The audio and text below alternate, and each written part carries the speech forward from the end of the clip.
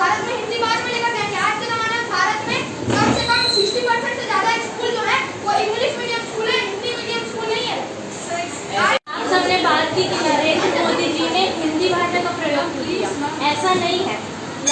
नरेंद्र मोदी जी जिस कास्ट से बिलोंग करते हैं उन्हें पहले भी इंग्लिश अच्छे से नहीं आती थी, बट उन्होंने सीखी, इंग्लिश सीखी ताकि वो आगे चल के जब दूसरे देशों के सामने आए तो इंग्लिश में बात कर सकें, इसलिए उन्होंने इंग्लिश सीखी।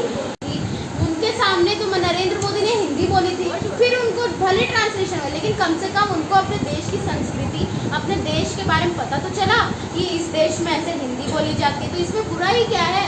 वो भी तो हड़बड़ी में बोल रहे थे, फिर उन्होंने क्यों हिंदी में बोला ना कि इंग्लिश में, जबकि वो पूरे वर्ल्ड वाइड। मैं आपको इसका तर्क देता हूँ।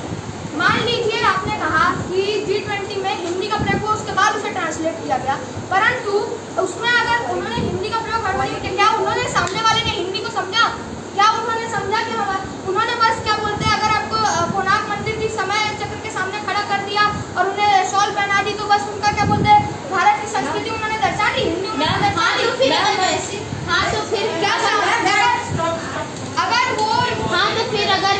तो फिर वो लोग कम से कम ये तो सोचेंगे ना कि भारत में इस तरह के कल्चर, ऐसी भाषा, क्योंकि अगर जैसे कि इंडोनेशिया ले, वहाँ पे ज़्यादातर इंडोनेशियन बोली जाती है। जब भारत के प्राइम मिनिस्टर नरेंद्र मोदी तक गए थे तब भी उन्होंने इंडोनेशियन बोली, उनके लिए इंग्लिश में ट्रांसलेशन हुआ था, लेकिन फिर भी वो वहाँ की संस्कृति के बारे में समझे थे। वो नरेंद्र मोदी किसी को ये नहीं बोलते कि ये इंग्लिश बोले तो हम इनके लिए इंग्लिश में बोले, वो जिसको देखो हिंदी ही बोलते हैं, क्योंकि उनको पता है कि अपनी संस्कृति को बढ़ावा हमें देना ही चाहिए, क्योंकि ऐसे करेंगे तो फिर संस्कृत की तरफ वो भी धीरे धीरे हिंदी भी विलुप्त होते जाएगी।